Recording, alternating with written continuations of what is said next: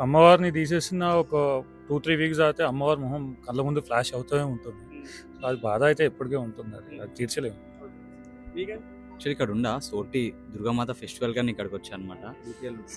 So అయితే పెట్టినంత అంటే మళ్ళీ మేము ఎవరం కలవం అనమాట. అందరు ఎవరి పనిలో వాళ్ళు బిజీ ఉంటారు. సో అందరం ఇప్పుడే యునైటెడ్ ఇక్కడ ఉంటాం. మళ్ళీ 10 డేస్ ఇంకా 2 డేస్లో అయిపోతుంది దసరా.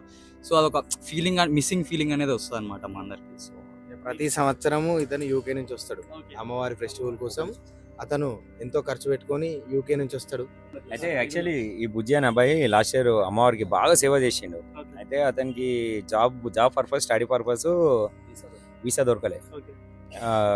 అమ్మవారు నిమజ్జనం అయిన 2 డేస్కి అతను వీసా వచ్చింది, ప్లస్ స్టడీస్కి వెళ్ళిండు. అతను లోన్ పర్పస్ అన్ని సక్సెస్ఫుల్ అయిపోయింది. ఈ ఇయర్ అతను ఏం చేసినట్టుగా మాకే దొరకకుండా వచ్చిండు.